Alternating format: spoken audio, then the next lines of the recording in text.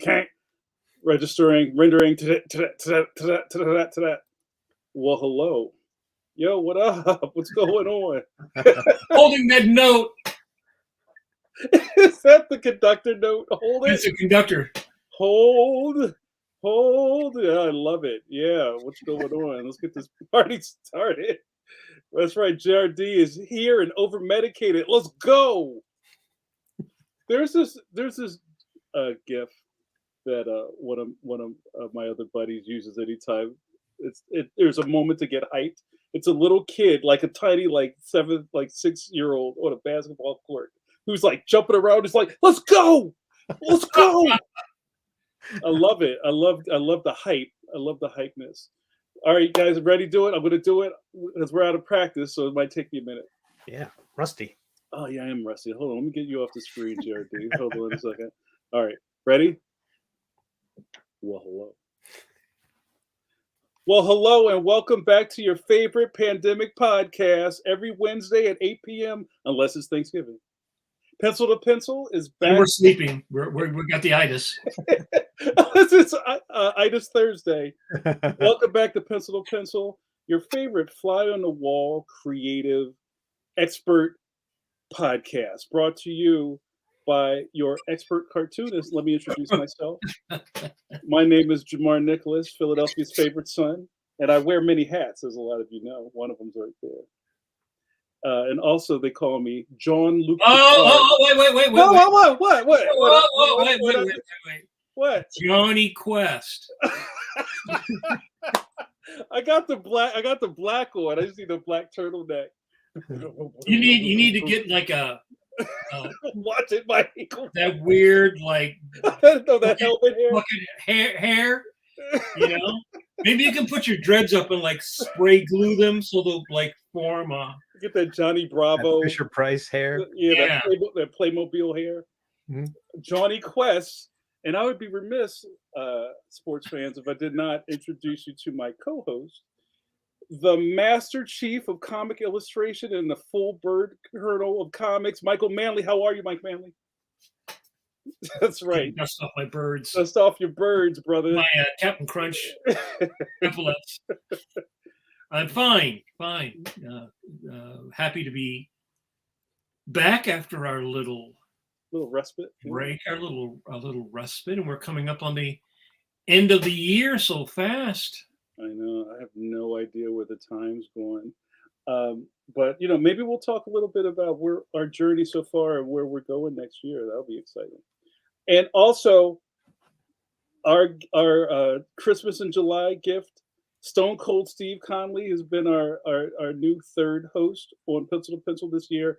And I got to say, we're through the roof, bro. Everybody loves Steve Conley. And let me give you your proper introduction.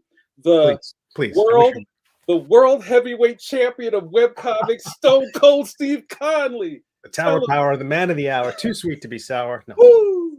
Hello, everybody. My name is Steve Conley. I write and draw the webcomic The Middle Age, which you can see hidden behind Leon, the Extraordinary. I write and draw that. But yeah, it's excited to see you guys. I missed you guys last week. I missed you too. I know. We missed you too. I was wondering if you were taken down by gravy. Now, I always have to give a tip of the beanie because Thanksgiving isn't always hot for everybody. Some people have struggle plates. That was a thing a couple of years ago. Some people are like fisticuffs on the front lawn. Yeah, or when Aunt Judith comes over, it's just a melee. So, I'll give respect to people who don't love the holidays because it's tense for a lot of people out there. But I always thought that of all the holidays, it was actually the simplest because you basically just eat until you pass out. I guess you have to come equipped with eating sweats. Right. I mean, you don't have to go to any religious service. You don't have to buy any gifts. It's just basically you go to the store, buy as many carbs as possible, prepare as many carbs as possible, and then watch a shitty football game and, eat like a a fortnight's worth of carbs in like 45 minutes. Well, this will be the time of the week, because this is the week after that. You guys, if things aren't passing the sniff test in your fridge, throw it out.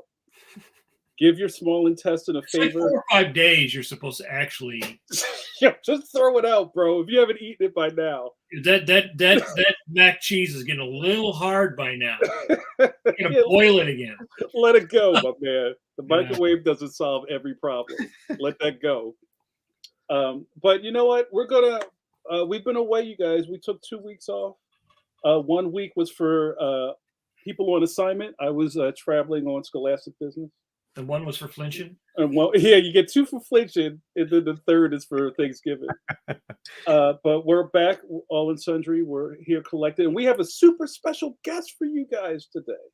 I'm very excited. Santa Claus? Close.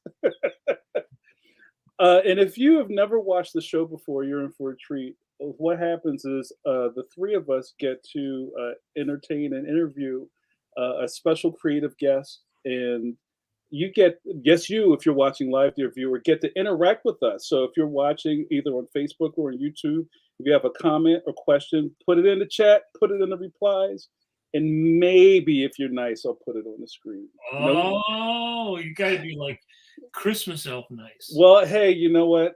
My last name isn't Nicholas by accident. Oh, If you're naughty, maybe you'll get on. But if you're nice, you're gonna get hit with a 9-volt battery. Yeah, that's a Philly promise right there.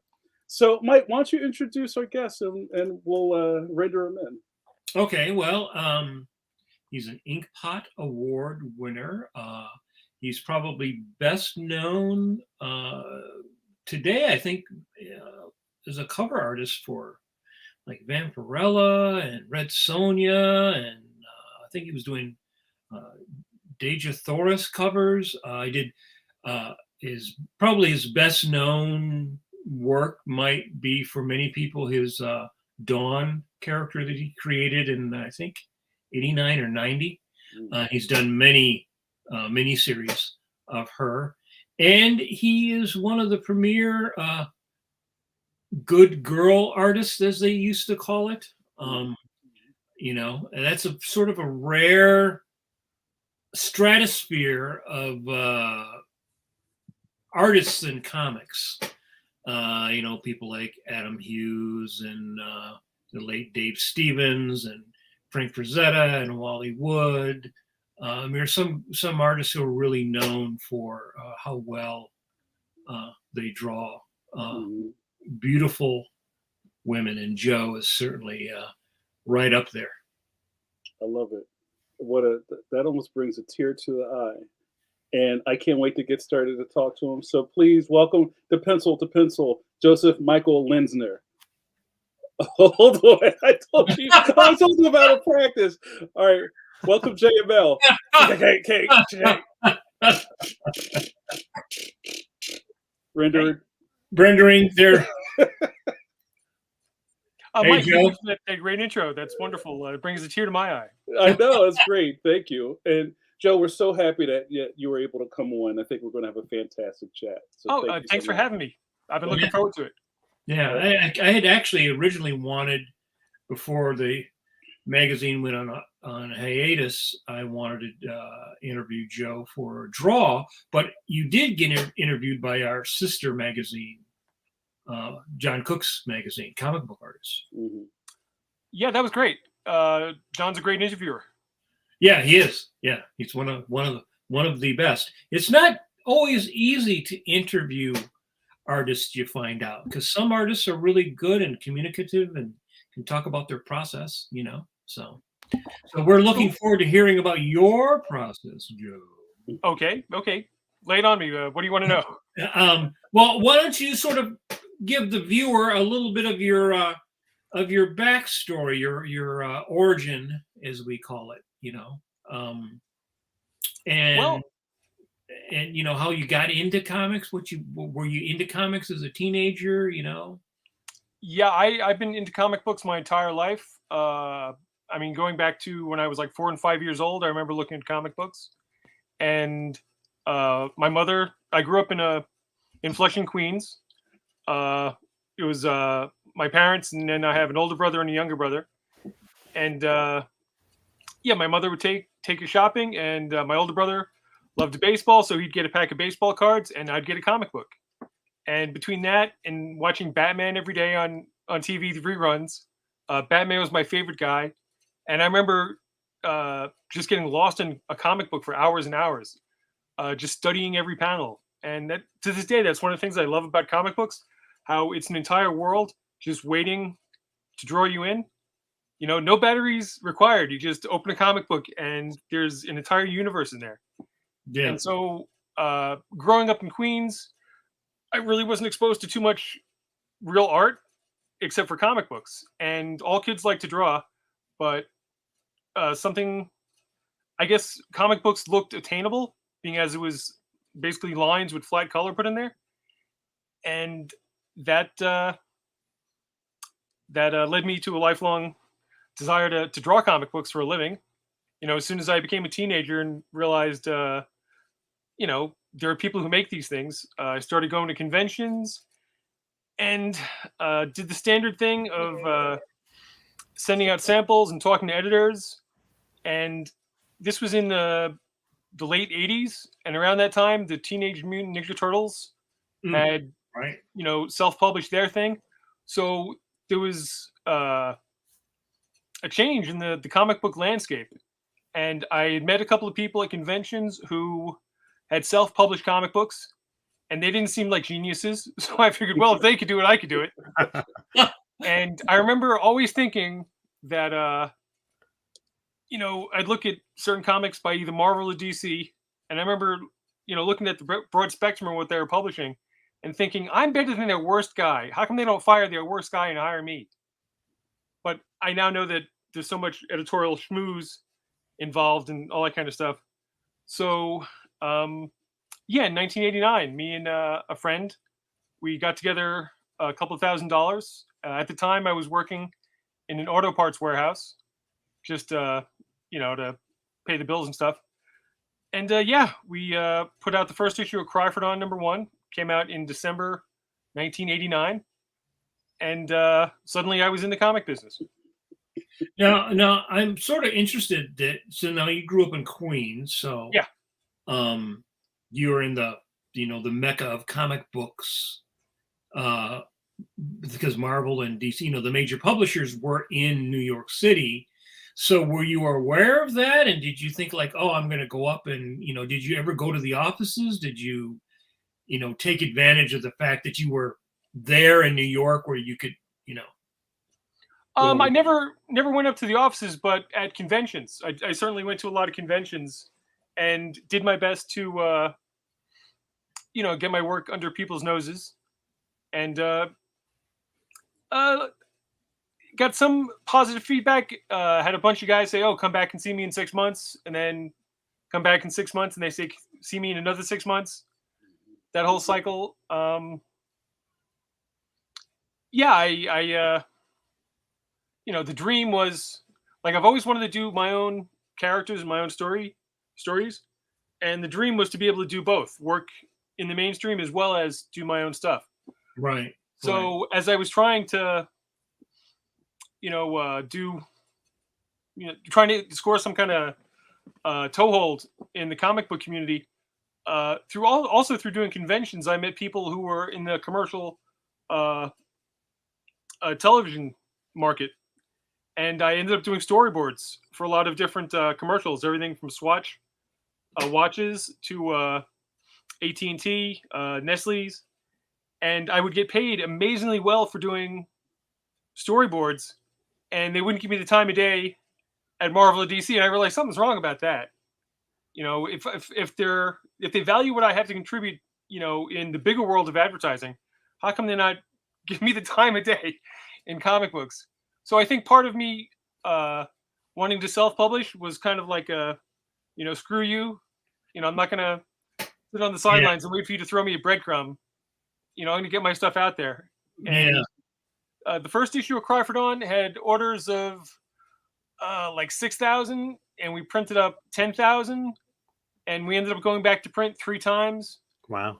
And yeah, every issue kept growing in circulation.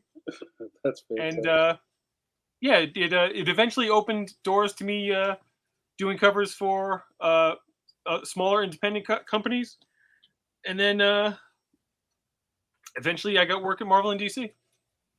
Yeah, I'm always interested in people's, path, because there's not one consistent path for getting into the business. But I'm also interested in, like, at what point as a teenager were you taking art classes? How were you training? How were you, learning to, draw women, draw figures? What was your process? What was your training process? Well, from a young age, I would study my Batman comic books, and then Conan, and then my father's Playboys at the time had the great Vargas pinups, the Alberto Vargas pinups. Right. And he's still probably my favorite pinup artist. And we lived in a very small apartment, so my father couldn't hide his Playboys in too many places where I couldn't get to them. And yeah, my parents, they totally understood my fascination with Vargas. They even let me hang up Vargas's on the wall when I was, like 10 years old. Wow.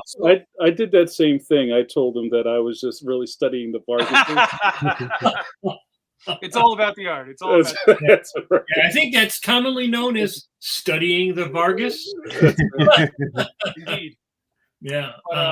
But were you, at what age would you say, because there's a thing where, like, you fantasize about being a comic book artist, but then there's that process of, like, trying to become, studying, you get more serious, you become more diligent.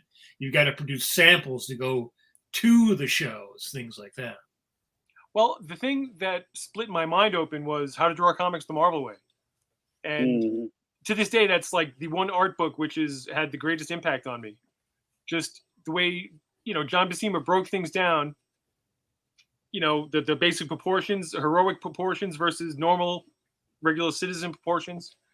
That book changed I got that when I was around maybe 10 years old. Right. Okay. And that became my Bible for many, many years. And all the while, yeah, I study everything I got. I started reading Epic Illustrated when that came out. Right. And that had the more elaborate, fully painted artwork. And eventually got into heavy metal and discovering guys like Richard Corbin. Right. And, Barry Windsor Smith. Like, for the most part, I'm self-taught. And I think I just studied that stuff religiously for hours and hours and hours. So you didn't take, like, art classes in high school, or? I took, like, the standard art classes, but nothing, not too much where I really felt like I learned anything. Because I was always going down my own rabbit hole, my own obsessions. I planned on going to college. I tried out for the School of Visual Arts, had a 4-year scholarship program that all the kids from the New York area would try out for. And out of that year, I think it was late '85, going into '86, out of 5,000 applicants, I got down to the top 100, and I screwed up my interview. I don't know what I said wrong, but I screwed up my interview, so I didn't get the scholarship. I think they gave out either 5 or 10 full 4-year scholarships. And so I said, oh, well, I guess I'm not going to college. And I gave myself 4 years to try to get my foothold in comic books somehow. It's like, okay, if I could, spend that time just training on my own, and, if I can actually get into comic books by the time I would have gotten out of college, then that would have been a fair trade-off for me. And yeah, I think it worked out. So you gave yourself a goal, a time, and then how did you go about producing? Because one of the things about being self-taught is you have to be really motivated and pretty consistent, because there's a lot of people who dabble at it and never really advance beyond the hobby level of doing it. You know what I mean? Yeah.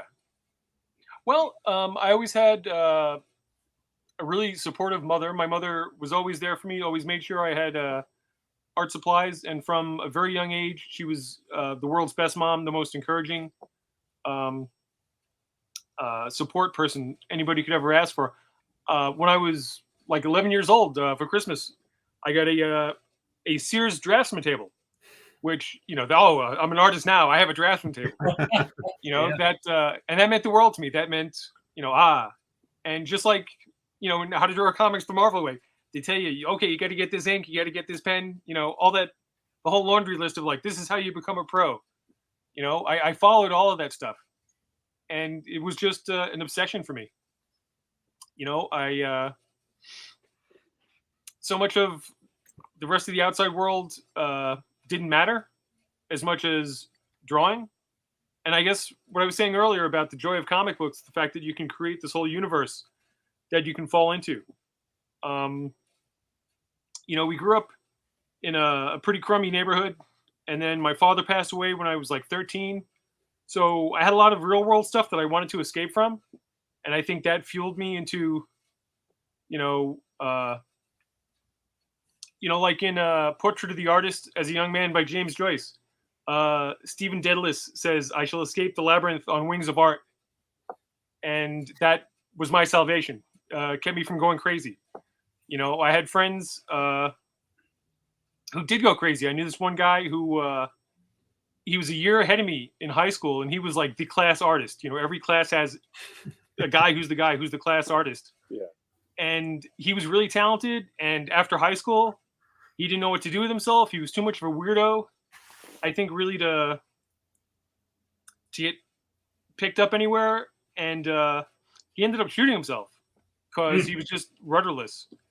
And that wasn't going to happen to me. I was determined to, move ahead somehow. Well, I think that's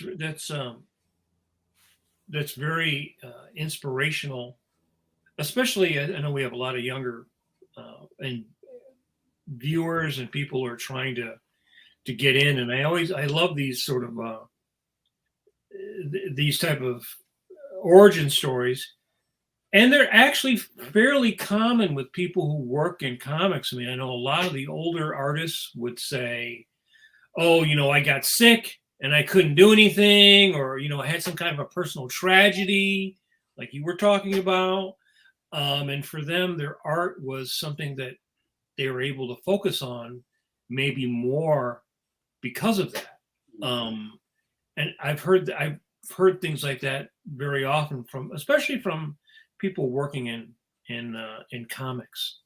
I think because it's like you so work inside your head, to get it down on paper. And you can control it too. Like you're the beginning and the end of all of that. And no one can tell you you're wrong. But That's true. The kind of courageousness to self-publish. You must have been what, 19, 20 or so when you were like publishing your first project, and to have something that is yours. Oh, what was that last part? And to have something that is yours. I know a lot of cartoonists who are a little bit later in their careers, and they're thinking, man, I wish I had that project that was mine. Yeah. And to have that at that point in your life and your career is fantastic. Well, I think I was 21 when I worked on the first issue, and I think it came out. Hold on, I was 20 when I did it, and then it came out when I was 21. And I used to have Mark Texera would always, when I'd see him at shows, he'd say, "Oh yeah, you're so brave for doing your own thing." I'm like, I couldn't get a job. I wasn't brave. That's ridiculous. Nobody would hire me. Mm-hmm. I was out in the cold. I had to do something.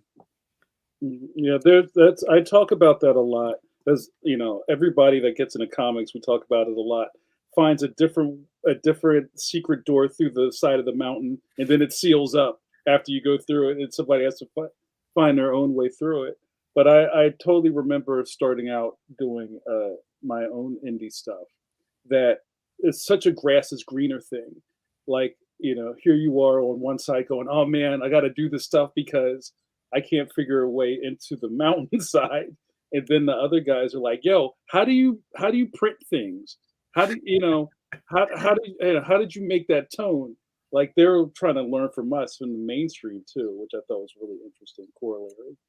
And at this point, I'm actually very thankful that I have this background in self-publishing, because I don't know how many times this doesn't happen these days, but back in, like, say, the 90s, I would talk to people at conventions, fellow artists, and I'd say, oh, well, what did you think of the proofs? And they're like, proofs? I've never seen proofs. It's like they hand stuff off to the editor and it magically becomes a comic book. Mm-hmm. Whereas I was on the front line. I was looking at the proofs. I was talking to the printers. I was telling them how to adjust, this, that, or the other thing. All the mechanical stuff, the overlays and all that nightmare stuff that computers have done away with. They used to give me like anxiety attacks actually prepping a book for the printer, and all the different stupid things you had to write on the overlays. That's all gone now, thank God. Yeah. Well, Joe, hold on. Before we cut to a different topic, I'm very interested in your early self-publishing journey, kind of how Steve was alluding to, because we're talking about what, like 80, 88, 89, and printing comics it wasn't the same way it is now, where you can trip over a print house in the street now. But how did you learn to figure out how to get stuff printed and to distribute them? I mean, the idea that you'd have orders to fulfill, right? That's the whole thing. Can you talk about that for a bit? Okay, let's see. The first guys who gave me the nuts and bolts on who you would go to have a comic book printed, they said you could have 5,000 comic books printed, black and white, with a 2-color cover for $1,500. And they were, I think, Prini Print and Litho, who also printed Cerebus in Canada, right? Yeah. And it was Steve Bissett. Like, here, we had done the first issue of Cry for Dawn, which took an entire year to do, which, like, for me, that was like running a marathon. I exercised muscles I didn't even know I had. Doing a whole comic book is an amazing amount of work. And I always give anybody who actually gets a comic book done, I give them a certain amount of respect, because even doing a bad comic book is a lot of work. And to try to do a good comic book is a Herculean amount of work. Yeah. So it took a year to get the first issue even done. And I didn't want to self-publish it if we could find somebody else to publish it. So we shopped it around, and, guys like Kamiko, they said, oh, we'll publish it, but it'll take 2 years to get out because we have a very full publishing schedule. And we hear things like that, and it was like, oh, God, I don't want to have to wait 2 years. Yeah. And it was Steve Bissett, actually, who told us, look, if you want to be a publisher, all you need is an address. And he said, you don't print them before you get your orders. What you do first is you put the ads in the distributor catalogs, you get your pre-orders, and then you print it. And at the time, the Comics Journal, which used to come out every month, they, in the front, had a list of, I think there's 17 different distributors. And it had their contact info. So we just wrote to every distributor, and they said, okay, what we need to be, for us to accept you into our catalog is X, Y, and Z. And right out of the gate, we were in business. We were able to, put flyers into every distributor pack. And back then, there were 17 different distributors. There was everyone from Friendly Franks, Silver Snail in Canada, Comics Hawaii. Yeah. Who, if you were lucky, they'd get 25 copies. 17 different distributors. Of course, with the big ones being Diamond and Capital. And Steve Bissett. I've said it 100 times. I'll say it 100 times more. He was a lifesaver. He totally changed the landscape of the way I was able to get into comic books. And Joe, was there at any point were you doing consignment on any of your books, like going into the local shops and giving them 10 and hoping that they sell them? Were you doing that too? My local comic shop on Long Island that I would go to at the time, this guy didn't have any faith in the comic book, so he said, "Tell you what, I'll put 5 copies on the shelf." Right? So I give him 5 copies. And the next week they're gone. He's like, give me another 10 copies. And I'm like, okay. And then after that, he's like, you better take 5 of them back. And then the next time I saw him, he's like, give me 20 copies. And he kept going back and forth. He's like, you got to take 5 more of these back. And I think ultimately he sold like over 50 copies. Wow. But he was always like, it's like I was twisting his arm to even just put him on the shelf. On consignment. You didn't even have to put a penny out. All you had to do was make a little space for it. Yeah, I mean, I think one of the things about that time was that because you published Dawn in '89, right? Well, first it was Cry for Dawn, which was a black and white horror anthology, and Dawn was only on the covers. She was the crypt keeper type character for the book. And then after doing that for 9 issues, being as Dawn was only on the covers, I got to do whatever I wanted with her, and a storyline started growing in my head. So after doing that for 9 issues, I had a whole Dawn storyline I wanted to do. And then my first company, Cry for Dawn Productions, imploded, and I worked with these other guys to help form Sirius Entertainment, and that's when we put out the first color Dawn comic books. Did a one-shot called Drama in '94, and then in '95, Dawn #1 came out. And that sold a lot of copies. That was a big success. Yeah, well, I guess I'm sort of delving into the fact that, like, you're right. Like, now, if you want to be an independent cartoonist, there's classes, there's a whole host of how-to now for comics, right? That did not exist in the late '80s and '90s. So you're right. You're sort of like figuring out. Each person is kind of trying to figure it out as you go along. And I experienced sort of the same thing where most retailers are like Marvel and DC, and then you would try to sell them an independent book, and they were always like, because I got a list. Yeah, I got a list of retailers. I remember 300 or 400 retailers, and I remember calling retailers on the phone, which was quite an experience because you basically had 2 answers. Is it Wolverine? I'll buy it. If it's not Wolverine or Batman, I don't buy any independent. And a lot of those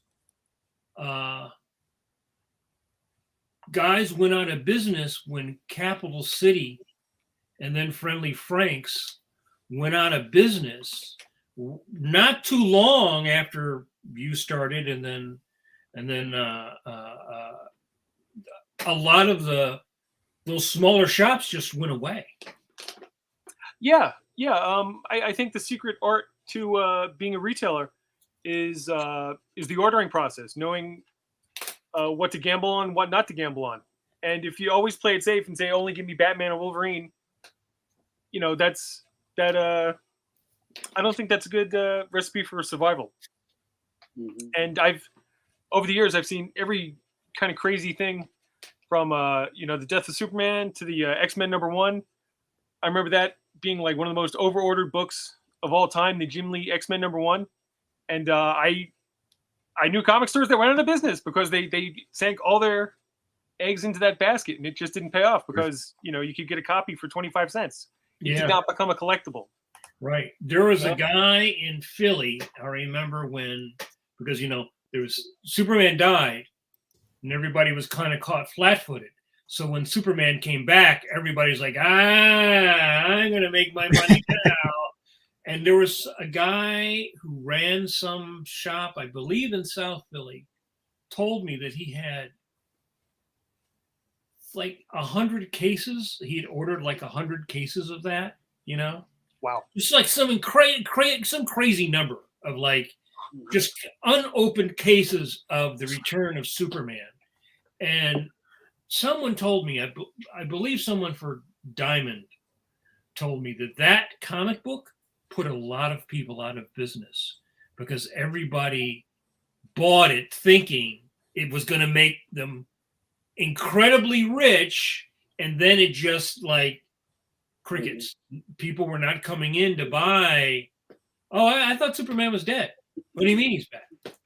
Because a lot of people were going into stores to buy Superman when he died, Mhm. right? Because they would hear it on the news. Yeah, that became evening news. Mhm. So when you were here's another thing that a lot of people probably don't know. So now you get your books printed. Do they ship the books to you and then you ship the books out? What did you do with your extra copies? Did you have a storage space? What did you do with all that? Funny thing about that, with the very first issue of Cry for Dawn, that ended up being printed by Port Publications in Wisconsin, who published the Comics Journal, as well as a lot of other Fantagraphics books. And their policy was that they would hold on to your overrun, and if you got additional orders from Diamond or Capital or whoever, they would actually ship them out for you. Wow. So you wouldn't have to, and maybe they charge like a 2% warehousing fee or something like that. Mhm. But the first issue of Cry for Dawn hit the stands in December 1989, and I had a big convention in New York, the big Great Eastern Conventions. Sure. I'll never forget, on January 6th, and we didn't get any books. They didn't ship us any books. And they sent us 2 copies for us to like check out the print job. And I felt like an idiot, like, oh, here I am, with my comic book to show, but I can't sell it. And I actually had people come over and say, oh yeah, I saw this in the store last week. I bought this. And, only later did I find out, oh, we have to request copies of our own book to have them shipped to us. And we eventually rented a garage somewhere that we were able to, keep the overruns in. And we, would then take care of shipping out reorders and all that kind of stuff. So I remember when I was self-publishing, I would get these different orders and I would actually box them up myself and send them individually to each Diamond, warehouse or whoever wanted it. So it's like you're not in there drawing pages anymore. Now you're like the mailman, you're packing up your stuff, you're fulfilling orders, it's like you're doing everything. Yeah, like aside from actually running a printing press, there's not too much involved with the whole publishing endeavor that I haven't done. I've packed boxes, I've taken stuff to the UPS store.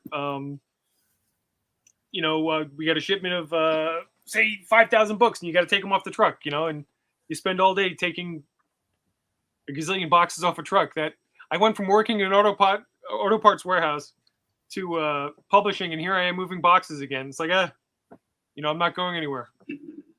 So when you would go to a convention, because there's the other thing, were you doing a lot of conventions to try to, grassroots promote your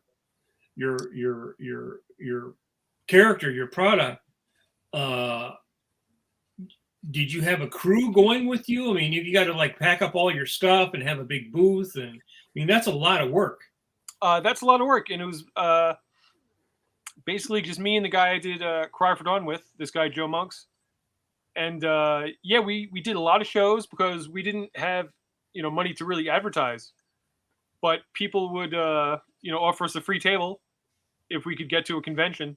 So it's like, okay, let's hit the ground, let's word of mouth. And we did, practically like 30 to 40 conventions a year, it seemed like. Wow. Because all over the East Coast, there were either 1 day or 2 day shows, little Holiday Inn shows, all over the place. And that was a lot of fun, but very exhausting. And Joe, I have a question for you. How, because I remember that era when Dawn came out, and it was so different from what everything else was going on at the time. How do you feel like you were received from the other pros, or when you were at your table at conventions, were other guys coming over and kind of talking you up, or did you feel a little like ostracized? Like how were you received in this first couple of years? Actually, it's very hot and cold. Once I had printed comic books to hand out as samples, I still wanted to get work at Marvel and DC, so I would give my my comic to different editors, and a lot of guys just looked at it like they didn't, like I was handing them a shoe catalog or something. It made like zero impact on him. Right. But every now and again, somebody would come over and respond to it. Like I remember Walter Simonson coming over and saying, "Hey, I saw your book. Really nice work," and that meant the world to me. Because Right. Walter Simonson's a god. Yeah. So it would be like I said, it'd be both hot and cold. I'd get really nice responses here and then, very cold responses. I couldn't figure it out. Yeah, because again, I mentioned that whole like train track going through the industry. It was either you're on one side or the other, and I wondered just because as Dawn got so popular, I'm sure people's opinions changed, and I'm sure that started to change a bit for you as far as you being received well. Yeah, that did change, and like I said, I did eventually get some work, at both Marvel and DC, Mm. and yeah, I also think I warmed up a little bit. I might have had a chip on my shoulder in my youth. I don't know, but there's so much schmoozing involved with talking to editors and playing that game, and I didn't think I was an angry young man, as my wife just reminded me. And I lightened up a lot. I lightened up. I stopped being the angry young man, and and she laughs at that. Also, I think like Cry for Dawn was a horror comic, and it was pretty intense. And with the Full Color Dawn series, I think I reined things in a little bit, and I was going for more of a general audience. It was still pretty strong material, but like I never tried to be offensive, but I was trying to appeal to a larger base, I guess. Mhm. So I think maybe that also helped make the work and myself more approachable. And the idea that you had that come out in '95, which was after, like Deathmate and all that all those catastrophes that hit the direct market, and that you had a success with that, it kind of showed that you had established yourself and established Dawn in a way that's pretty remarkable. Yeah, the timing was right. Not a lot of people were saying that at '95. Yeah. No, and I remember being in San Diego in '95, and there was such a buzz. I was like, "Wow, this can't last." This whole market's going to implode sooner or later. And by '97, the whole market had started to implode. But yeah, the Full Color Dawn series, the first issue sold, I think, 156,000. Wow. Which That's wild, man. yeah, which is unthinkable right now. And also, we have to cut for the snapshot of the time period. You have to also remember the internet wasn't around yet. Yeah, this was all pre-internet. And it was all about Comics Journal, Wizard magazine, and things like that were hot. And I do remember Wizard showed you a lot of love during the time. Wasn't that true, Joe? Yeah. I ended up doing a couple of like promotional comic books with them, and then I did a bunch of covers for them. And yeah, that helped spread the word, I think. That's great. It's really interesting to think about how, like, say if you just woke up out of a cryogenic chamber and you were trying to do this right now with the internet and all these other kind of things on our side, do you think you would have the same kind of, I don't know, touch point? I've thought about that more than once. So what if I, how would I go about things right now? And I think I'd probably start with a webcomic. Mm-hmm. And so, Steve, you do a webcomic? I do. Yeah. And like, how long has that been running? This one's about 6 years with like weekly installments, and it's just sort of plugging away and building an audience slowly. I did a little bit early self-publishing. I did actually, I think when I was very young, I went to I was a Long Islander. And so I would occasionally go to New York. I swear I ran into your table at some point. I remember there was like Tim Vigil, there were all these creators who were like always at every one of these shows. And I'm like, wow, this is great. Because it felt like this is a young person doing it. You know what I mean? It was really inspiring.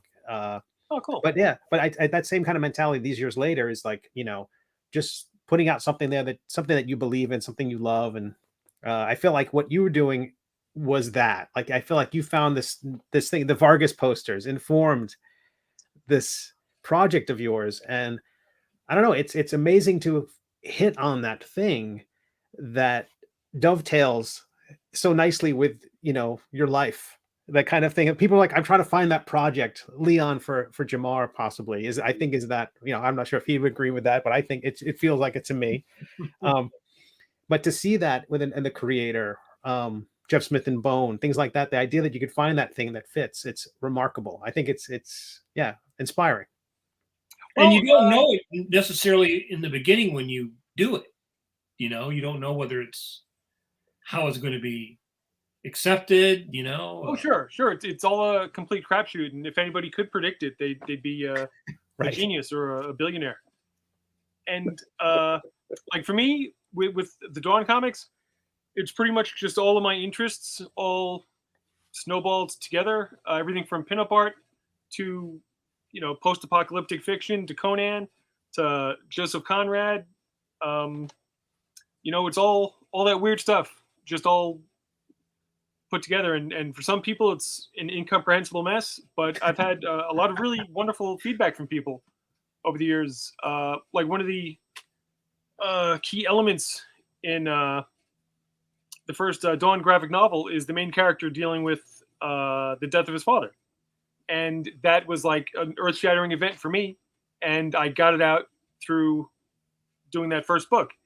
And I've had many people tell me really wonderful things, how that book helped them deal with their own personal family loss. Wow. So I know it doesn't appeal to everybody, but here and there, it really connects, which is a great feeling. It's the best.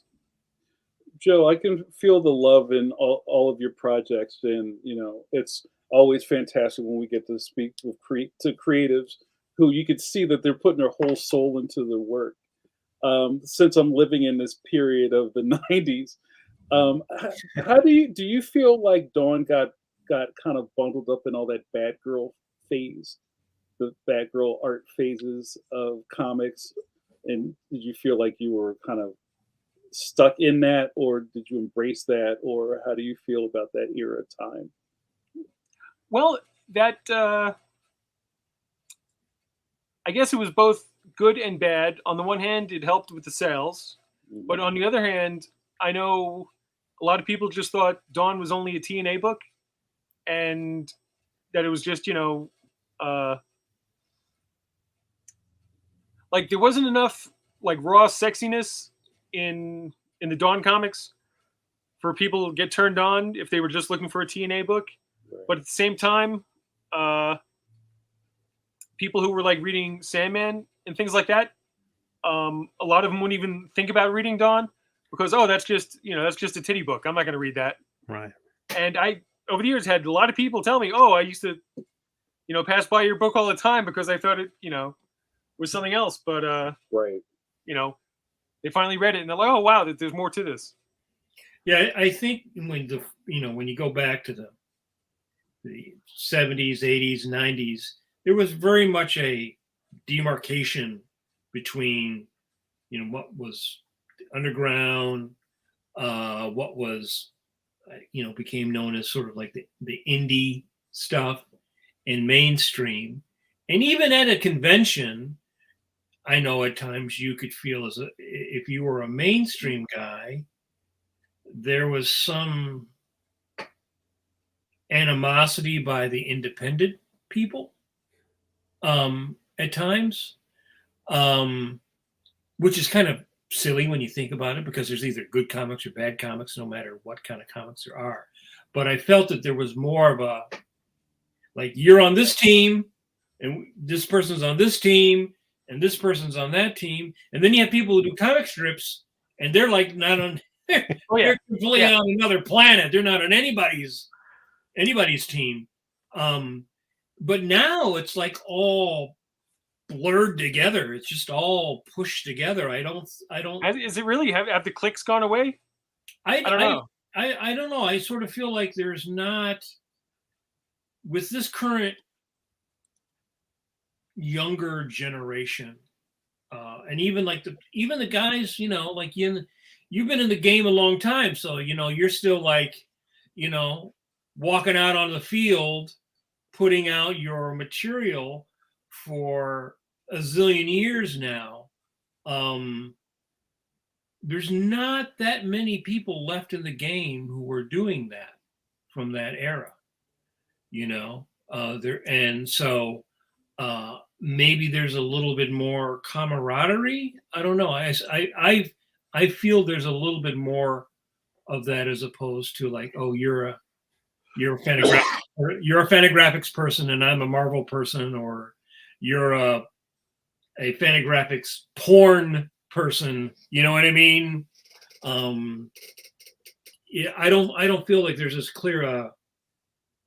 There may be a demarcation in where your book is displayed in the store, but I don't feel as there is much of a demarcation between artists as there were. Well, I'm pretty good friends with James O'Barr, who you know, wrote and drew The Crow. Right.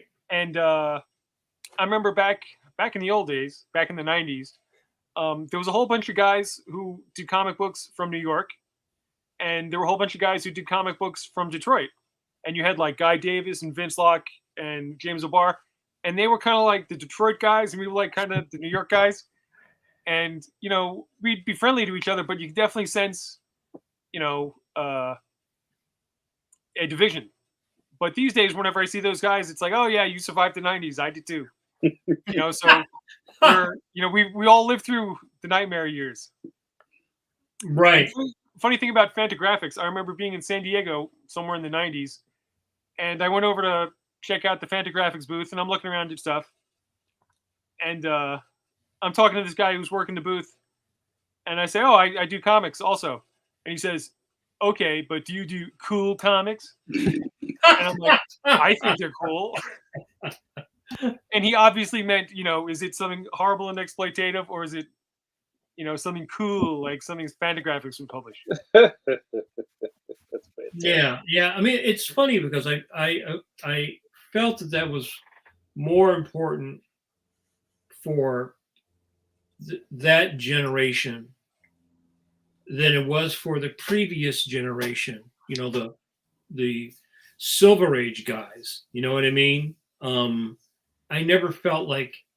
I mean, they may have not liked something or whatever, but I don't feel like there was as much of a demarcation between. It was unemployed. That was a demarcation. Right. Yeah. Yeah. And you know, I think maybe social media has helped melt those lines.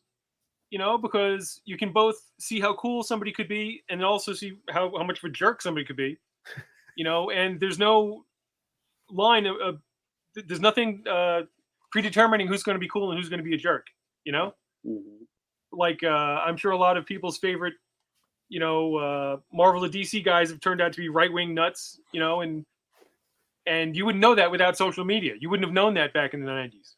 Right. You know, and you know, your favorite guy, you know, might share a lot of kitten videos on Facebook, and you'll suddenly say, "Oh, I love that guy because he, you know, I love kittens too." Right, right, right. So it humanizes all of us a lot more, I think. Yeah, yeah. Now, do you I mean, so talking about that, do you feel that you're able to reach audiences now that are wider or more varied? You know, how do you work your social media into your promotion of your books now, your products now? Pretty much all I do is Facebook, because I really don't understand the other platforms, and that's because I'm a techno pleb. It's a miracle I'm able to be here now.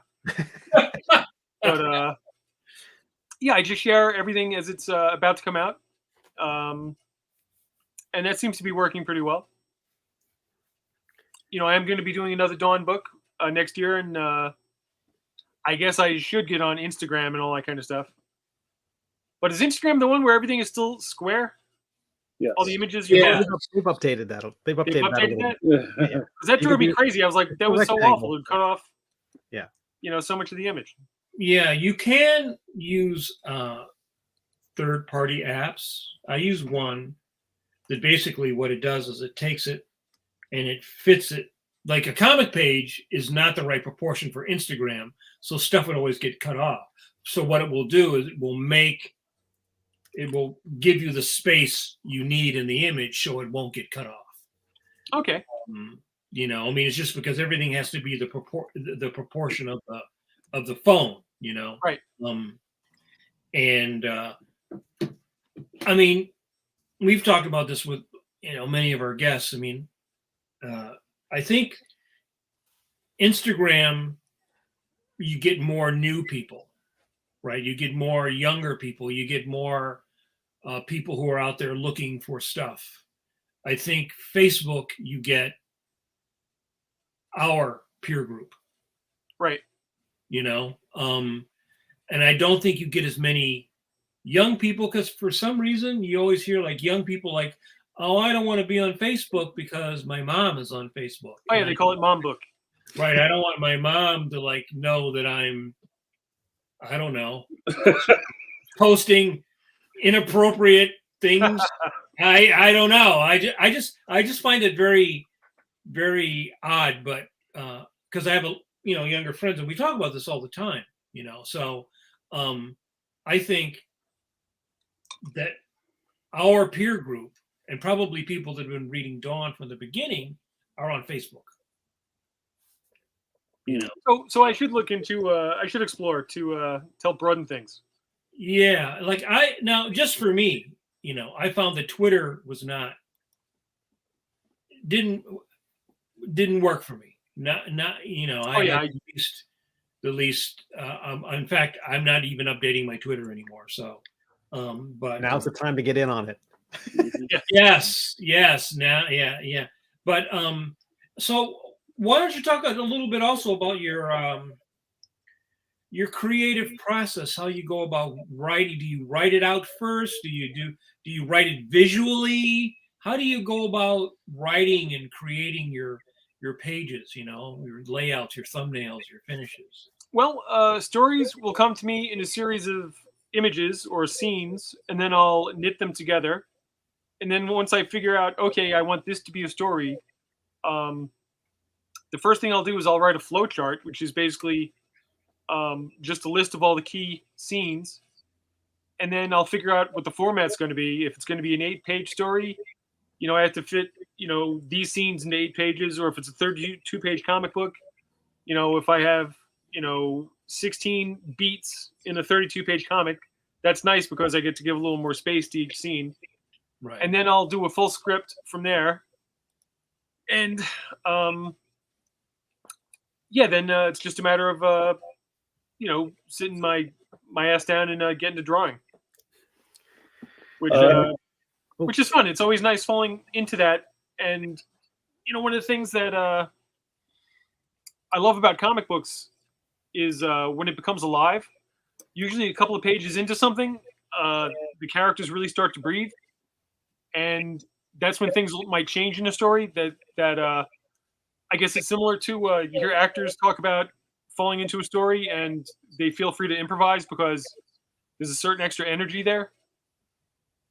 Yeah, I love it when, like with comic books, I've looked at the different graphic novels I've done, and a lot of people, they start strong and end up weak. I'm the exact opposite. I'll start off, you know, at a certain level, and then by the end of it, I'm like totally immersed in that world. And, so do you take you get your idea for your scenes, your story, then you build your story, connect the tissue, and then do you go through and like lay out the whole book, or do you lay it out in sections? How do you proceed from there? Yeah, I'll do thumbnails. I actually made up an 11 by 17 graph with, you know, little squares, and I try to do the thumbnails as small and as crudely as possible because I don't want to, like, I think if you have an overly detailed thumbnail, you'll lose something, or I'll say you'll capture something in the thumbnail, which is tough to recreate. And I've seen other guys do this. I remember reading some Neil Adams interview where he had, when he did his X-Men run, there was something in his thumbnail, which he couldn't redraw, in a larger scale. It just, there was a certain energy there. And so with my thumbnails, I try to keep them as simple as possible. I've seen other guys' thumbnails that you could just put lettering on, and like that would be a comic book. That to me is a waste of energy. And also coming from self-publishing, every minute counted. So every bit of work had to add to the finished book. I didn't have, I couldn't afford to goof off at all. So any kind of shortcuts or any kind of time saving, definitely helped the whole process.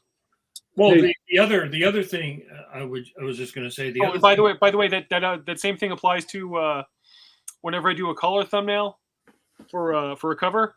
I keep it as crude as possible. Just like say a purple figure against a green background. I don't like. You ever see Michael Whalen's thumbnails? His little those could be book covers. And he's basically painting the same thing twice. That would drive me crazy. I try to keep it as simple as possible. Just get the basics there.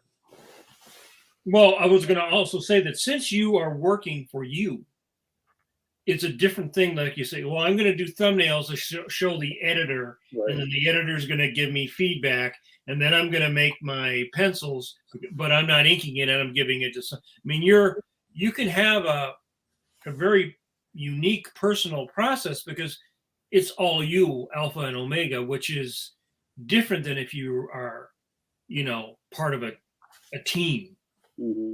Oh yeah. Like for example, my own pencils are pretty loose because I know I'm going to be tightening it up myself. Whereas if I have to, provide pencils for somebody else, that I got to put, twice as much work in there. But I mean, Gil Kane was the same way, right? His pencils that he would ink were very, very loose. Joe, this would be a fantastic time to show us some work. Oh, let me try out the present button. All right, let's see. And actually, Mike, I wanted to ask you something. In one of the other podcasts, you were talking about Michael Golden and his style and how stylized his work was. And I remember talking to some collector who's this big Michael Golden fan who has this huge amount of Micronauts work. I think he has the largest collection of Michael Golden's Micronauts art. And this guy was saying that he worships old Michael Golden, but the new stuff just doesn't do it for him. And he was wondering what happened. And I said, well, he learned how to draw better. And I think he just became a technically better artist. And I think he ironed out his style that he had in the early days. And I was just wondering what your thoughts on that were. Yeah, I think that's true. I mean, I think there's the stuff he does now, and then there was that stuff that he did in the beginning, and then there was that stuff that was like in the middle. Like I remember he did covers for this book called Cops or something. It was like a police comic, and they were just beautiful. And he did these great Batman covers. There's one where like Batman's dropping down a staircase. I do think that he gained something and maybe you sort of lose something. There's always that war between, there's something you get from distortion. Right. Right? But there's something that you also get from finesse. Right? And I think it depends upon maybe the project. But yeah, I think, his early work had a lot of like kind of quirky, everything looked like to me like it was made out of plastic or like everything would bend. He would draw a Jeep, or he would like those G.I. Joe things he would do. Like he was like Russ Heath. He would draw the amazing machine gun, but it looked like it was like made out of like cartoon rubber or something, like the Nam, right? Yeah. And I just, it's sort of like you look at Kirby's work in the 40s. Super rubbery, ropey, everything is really bendy, and then you look at his work in the 50s and he was almost, it was kind of like in the Dan Barry school, kind of much more straight, when he was working for DC doing Challengers. And then when he got to Marvel, they're just like, then it became what we think of as Kirby. By after the first 30, 40 issues of the Fantastic Four, it started looking like what we think of as Kirby. But he had actually at least three or four distinct styles. Yeah, over the course of his career, I definitely agree with that.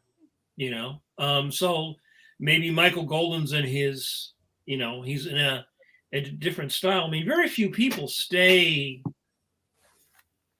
consistent. The only person I really can think of that stayed kind of the same for a long time was Joe Kubert. But that's I think mostly the people who stayed the same did the least amount of work. Now, how do you compare that to like someone like say John Byrne? I think John Byrne is definitely plateaued. Yeah, I don't think the John Byrne of the X-Men and I guess the Fantastic Four or whatever, a lot of people consider that to be his peak. His work isn't like that now. And I mean, I've seen some stuff on his John Byrne Robotics. I myself have never had, I don't feel like I've ever had like a consistent style in some respects because I've done a lot of different things. So it's like you have early Corbin and then you have middle Corbin, then you have like Corbin that looked like he worked more with photographs and he did more naturally proportioned people. And then he would do like when he was under the pen name Gore, he would do that more cartoony stuff. I don't know. What do you think? With Corbin, I think something a lot of artists deal with is you get to a point where you realize what your strengths and faults are. And one of the ways to overcome that is to use more photo reference. If you say, oh, I can't draw feet, let me, get more photos. And I think maybe with Corbin, his early stuff was very organic with the occasional bit of photos. And then somewhere in the 80s, he used a lot of photo reference. And that stuff became very stiff, in my opinion. But I think he went through that. And he got onto the other side of that where he went back to being more organic. And I've seen other artists do similar things. Like I think Jay Lee did that. He started off very organic. And then he reinvented himself. And his stuff became very flat to me. But it looked very photo referenced. And I think he's since gone back to being more organic. So how do you feel about your work in that regards? Do you feel like you had different stylistic periods? Oh, definitely. Like it's all a work in progress. I'm perpetually learning and hopefully growing. And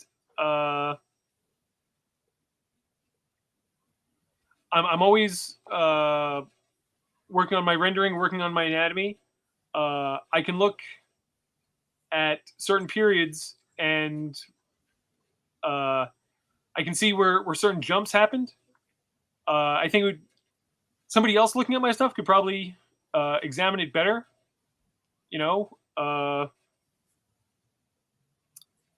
But yeah, there are definite leaps. I know like Cryphodon, my first comic book was black and white.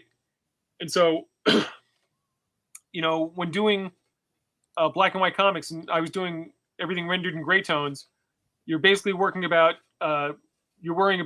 depth of field, in contrast.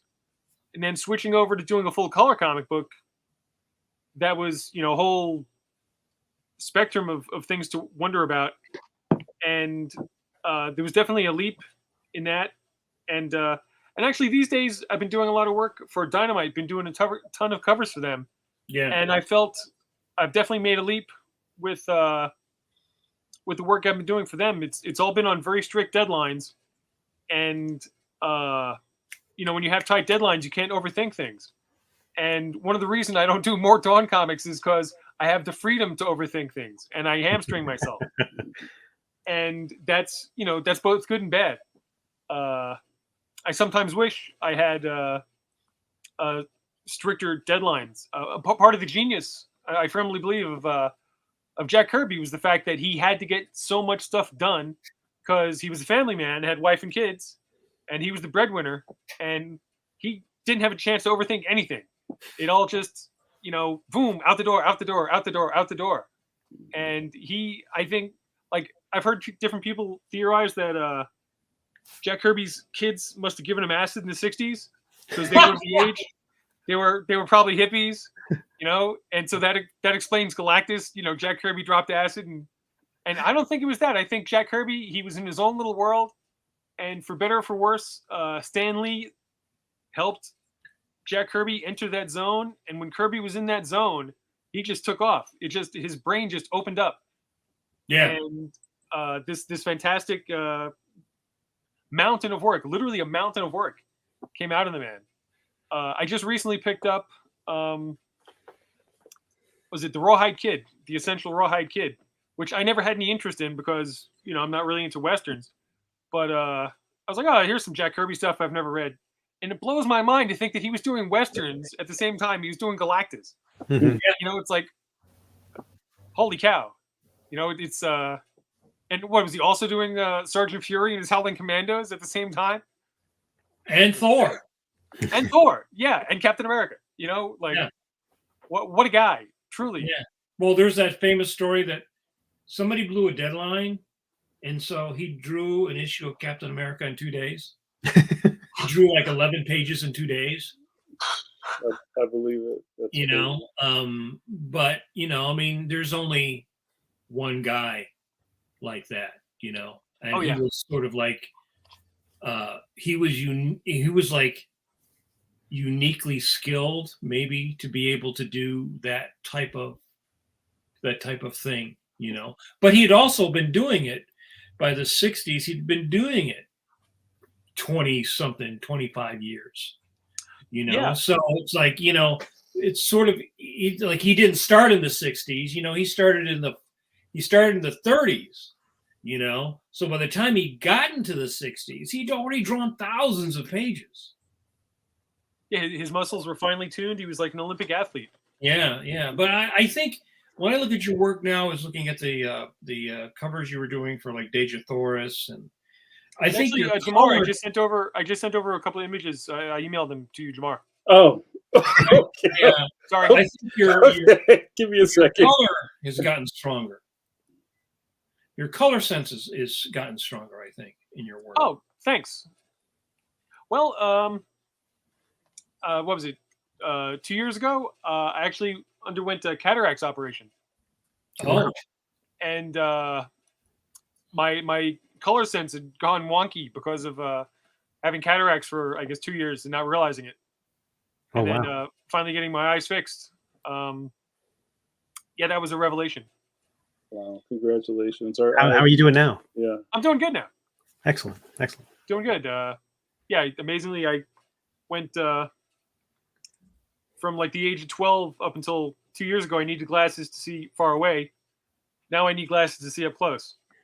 Because I now have a bionic lens, so I can see distances. Wow.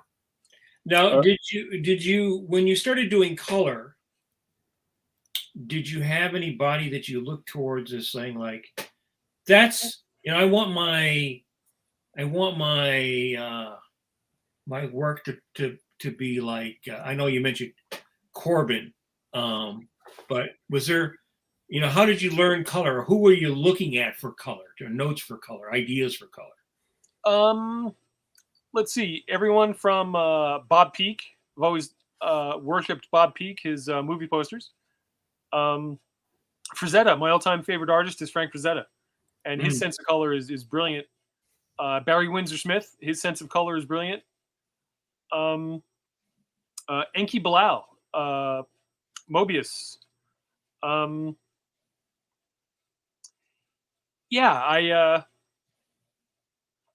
remember being very young, staring at the painted covers on Savage Sword Conan, and being fascinated with using pure color to shape images.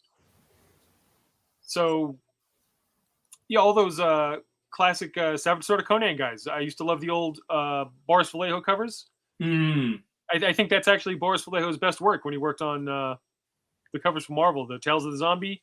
Oh yeah, yeah. That's early Boris. Oh yeah, and his Savage Sword of Conan covers. Right, right. Yeah. And you see, there's another example of somebody who I think his earlier work was more organic, and then he switched over to just being purely photo reference. And all that photo reference stuff, I have no interest in. It's just too stiff. Hmm. You know, so on the one hand, it's technically superior, but it has no life. And the things that interest me these days actually are somebody's ability to capture a gesture, which leads me back to Kirby, because Kirby was such a genius at capturing gestures. You know, you could say his anatomy looks funny because the square fingers and all that kind of stuff, but his gestures for every motion a character has to make, if somebody has to, you know, pick up a telephone or light a cigar or change a flat tire, like every gesture, every action that a character has to do, it's always spot on 1000%. Yeah, yeah. I think with him, even though he drew, you know, as he went on in the Kirby fashion, his style is based on observation. And you can really tell that if you look at like a lot of his soap opera stuff, he draws these beautiful gestures or interesting body positions. If you really study that, you study the work, you know, beyond the superhero stuff, and you see a lot of that, as a matter of fact, in that Two Gun Kid stuff, or you know, you see that in a lot of the Western stuff, because it's not the same amount of, you know, superhero action. There's a lot of really nice drawing in those comics. Yeah, I've been getting into those, and yeah, Kirby, I definitely just keep falling in love with him more and more. So now, when you do something Oh, sorry. no, go ahead. No. Looking at this piece, so what is the technique we're looking at here? That's what I was going to ask. Yeah. This is a promo image for a card set I have coming out next year called Mystic Memories, and pretty much everything on screen is rendered in a combination of alcohol-based markers. I've been using a lot of Copics and Micron pens and acrylic paint here and there, and yeah, just kind of playing with it in Photoshop, deepening the shadows, and playing with the contrasts. But yeah, I would say mostly what's on screen is alcohol marker. So what kind of paper is it on? Bristol, 2-ply Bristol with a vellum finish. And how large is the original? That piece is 11 by 14. Wow. So it looks like you're using, I guess, a lot of markers. Were you using watercolor for a while or acrylic? Did you adjust that, what you were doing? No, I could never, like, watercolors never really worked for me. I couldn't get a firm handle on them. From a young age, I started using alcohol markers, and the fact that they bled together, that definitely, like a light bulb went off over my head when I started using them. And I remember seeing Rank Xerox by Liberatore, the Italian artist, and that was reprinted in heavy metal, and all his stuff was done with alcohol marker, and he got these wonderful painterly effects. Wow. And Bruce Timm uses them too, and he gets great stuff out of them. Yeah, he's a hero of mine. I love his work. Yeah, so this is a Deja Thoris cover I just did, and this is also the figure is all alcohol marker, and like say the archway is all alcohol marker, and then just darkened in Photoshop. With the amount of covers I've been doing for Dynamite and the crazy deadlines, there are certain shortcuts I've had to take. And if I had done this piece a couple of years ago, the whole background would have been airbrushed. I would have put down, like, say, the texture of the rock in the wall behind her. I would have put that down in marker and then just airbrushed a flat gray over it. But these days I can do that much easier and faster in Photoshop. Hmm. I Yes, love that's it. my wife chiming in there. I love it. Well, I know those alcohol markers are, you can really get them. So this, like the sky, from this light peachy to like a light green, is that all alcohol marker, or is that airbrush, or is that done in Photoshop? That was done in Photoshop. So like the figure is done with the marker, and then like you might do some of the background in Photoshop. Yeah, and a lot of, like, right now we're looking at a cover for Hell Sonia. I think this is the issue number 4. And what's on the original is actually just the figure and the fence and the 2 skulls. And the whole background, it was actually, I did that smaller on a separate piece of paper. And that's just basically markers with some pencil. And then in Photoshop made that bigger to fill the whole background, because I just wanted it, just some kind of abstraction back there. And what size and resolution are you working? Because I know you can scan it in. So what are you working really large and then sending them a smaller file? These are all done proportionally 11 by 17, and then 300 DPI.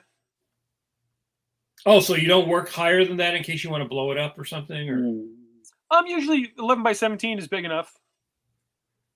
If I have to pump it up from there, my stuff is actually very tight, and I've had certain banners blown up, and it's amazing how much detail is retained, even blown up to something 8 foot tall. Right. Yeah. It doesn't break up. Yeah, it's fantastic piece. No, do you use models at all, like to get the lighting or to get certain bits of anatomy, or? Yes, I do. As much as possible, I try to draw things off the top of my head, but Right. every now and again, I have to recruit my wife into service and say, "Quick, Christina, here, hold this gun." Right. Yeah. I mean, there's a lot of things like that that are very are more difficult, like hands with guns and things like that.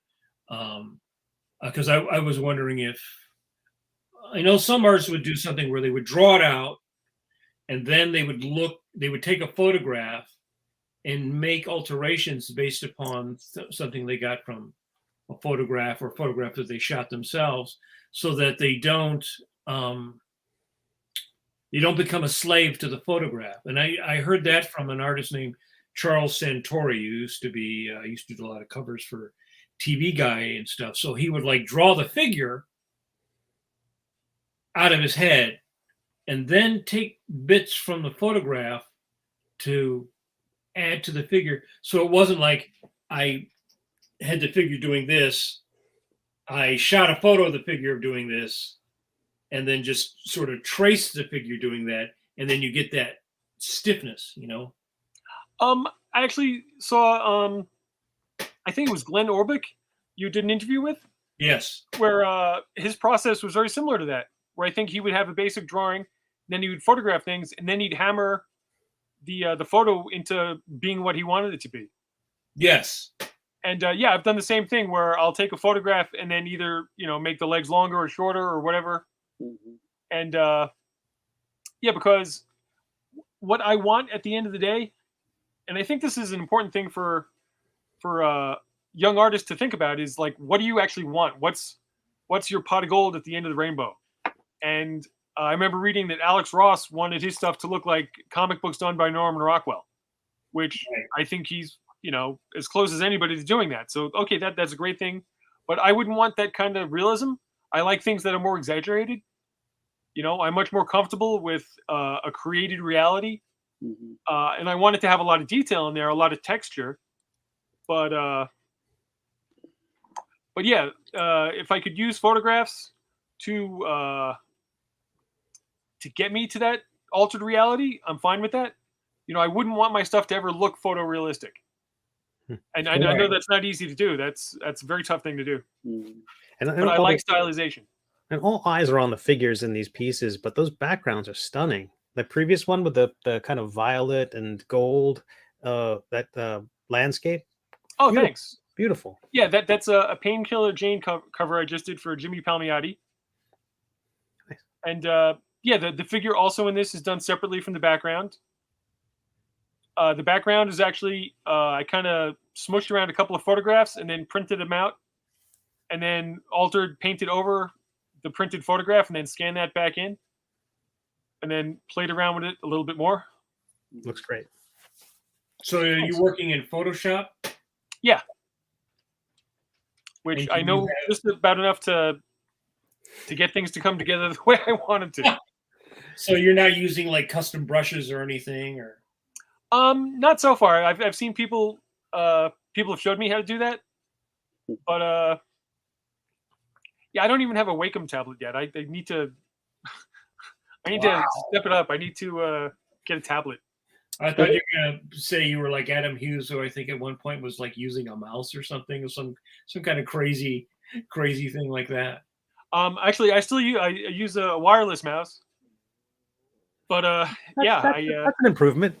That's an improvement. I think people are always surprised to find out how low tech a lot of cartoonists still are when, everything's in front of you on a screen now. And with Adam, does he still use a PC? I don't know. I don't know what he's using. I remember him telling me that, and I was like, "What? A PC instead of a Mac? Are you nuts?" but the bottom line is whatever works. Whatever. Right. It looks great. It looks great. Yeah. Yeah. So now you were saying you used acrylic. So would you use acrylic to paint the highlight, the white highlight over the marker? Yeah, that would be for hair, to get hair to layer. That would be right. the acrylic. And yeah, mostly things are like I'll put down a foundation of the Copic marker, and then I'll tighten that up with the hard Prismacolor pencils, because you can get a really fine point. The soft Prismacolor pencils you can't keep a fine point on, but the hard ones you can. And so bringing shadows into a black area and getting a little fade out of that, and just accenting things with little bits of purple or green or whatever. Do that with the pencil, and like with say a piece like this, what I've learned to do in Photoshop is really push the contrast and really get the whites to pop more. And I'll look at certain pieces by somebody like Alex Ross, who's a brilliant painter, and I'll see the way they print, and I'll think, if only he went in there, in 30 seconds in Photoshop, you could have got those whites to be a little brighter. But I know he's very anti-computer, so. Oh, really? As far as I know, he's very anti-computer. He's very, organic. These have been fantastic, Joe. I want to If you want, I can send you another couple. Well, we need to start wrapping up the episode, and I have a bunch of questions in the chamber. As I say every week. Wow, we got some echo. Oh wow, that went fast. As I say all the time, where does the time go? So, if you'll humor me, give me 1 second. The lightning round. Yeah, I gotta find my graphic. It's the lightning round, question palooza time. So we've been banking questions, and this is the perfect time to try to get some of those answers. So Joe, we'll try to keep the answers brief, but okay. And some of them were kind of already answered in our process talk. But our good buddy James from YouTube says, Joe, when did you know that you made it? Have I made it? I don't know. Every day still feels like a struggle, inch by bloody inch. Oh, I don't know. I know I'm friends with a couple of comic artists who've gotten movies made of their properties, and that seems like the pot of gold for a comic artist. And they're still miserable, and they're still not happy. So I don't know what it's going to take to make me happy, to make me feel like I've made it. I don't know. And I will say, the best feeling in the world is to work all night, and then finally, you see it's 5 a.m. and you sit back from a piece, and you're like, okay, I've done all I can do, and I'm proud of what I've done, and that more than anything external, knowing that you were like a matador in the ring with the bull, and that's the page, and you feel like you kicked its ass. That's the best feeling, and the older I get more of those moments, which is good. So I guess in that sense, those are the moments where I feel like I'm actually moving forward. Awesome. That's great. So our good buddy and lifer of the podcast, Notorious JRD, J. Robert Deans, from YouTube asks, other than comics, what are your writing influences? Film genres, specific authors, songwriters, whatever influences your storytelling from a words on the page sense. Cheers. I draw from everything. I love movies. I love cinema. My favorite authors are William Burroughs, Jack Kerouac, Charles Bukowski, Herman Hesse, Hunter Thompson. I draw a lot from film, a lot of color theory actually from film. John Borman, the guy who directed Excalibur, his use of color is so brilliant, and that movie, possibly more than any comic book, has really influenced my thinking about color. I remember watching it and being blown away by the intensity of the images. And when I got older, I found out for certain scenes in the woods, they were filmed outdoors, but they lit them like it was an interior scene. They actually had these green floodlights on the green plants, and that made everything luminescent, made everything glow. That's and cool. just like pushing things to that crazy extreme. And he does that with just about every film he's done. Yeah, who else? Stanley Kubrick, Akira Kurosawa, Federico Fellini. His films are brilliant. I could watch Fellini all day long. Yeah, I draw from everything, every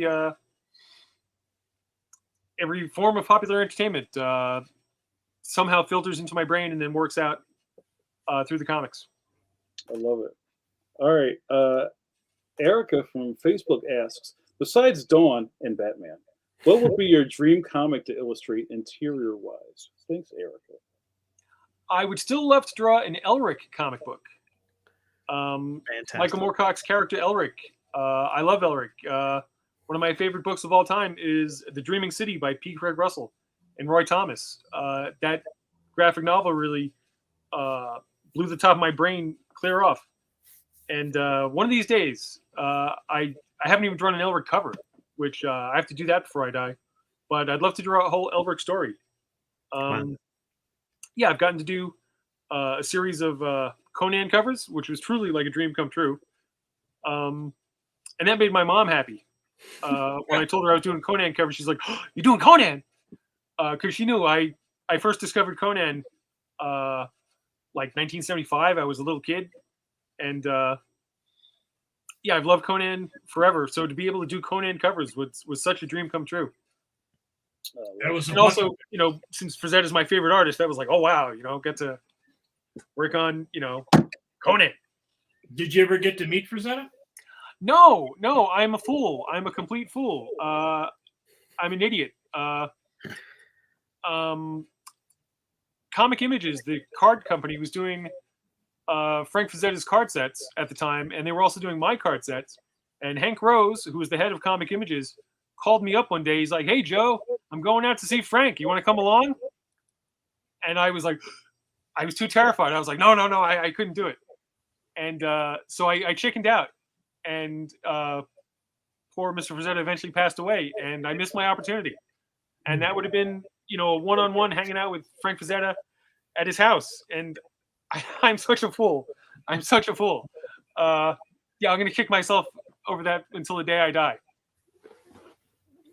Oh, So all right. if somebody gets the opportunity to go to Joe Linsner's house, they should not chicken out, is what you're saying. Yeah.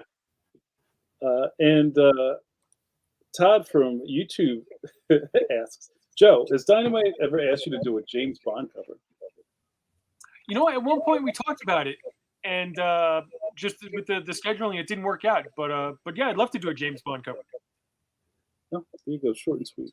How long does one of those covers usually take you? What is like an average? I mean, I know a single figure is probably faster than if you have multiple figures, but I'd say a day and a half. okay.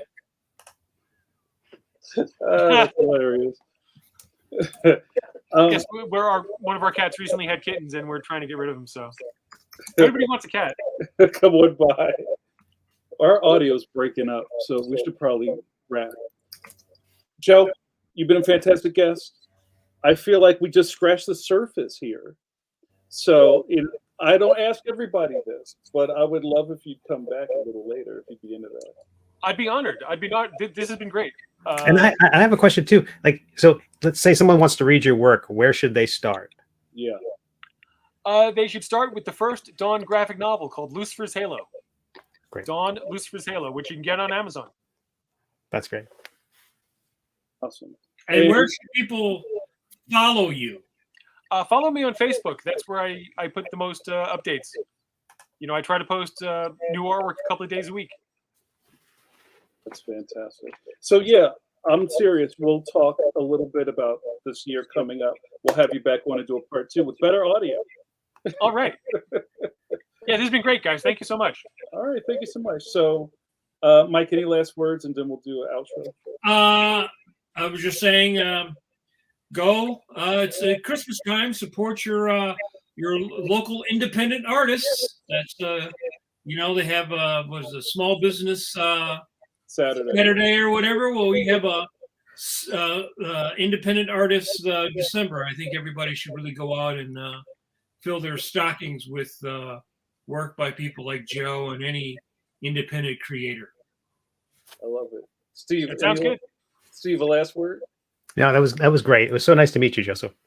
Oh, same here, Steve. Cool. Thank you. And thank you, everybody who hung out with us tonight. If you're new to the podcast, remember, we do this every Wednesday, 8 p.m. EST. We have a fat archive of videos. Over 200 or something like that. Right? Yeah. It's crazy. So if you missed something, there's lots to go see. So also, before we go, I have to say, we're still in a pandemic. So Joe, you're going to do this with us on our way out? So say that again? We're going to do our outro. Help me out. All right, guys, we're going to get out of here. The audio's breaking up. So remember, we're still in a pandemic, so don't forget to wash those Kirby hands. Wash those Kirby hands. Hey. Put them up, Joe. There you go. Thank you. Good night, everybody. We'll see you next week. See ya. Thank you so much.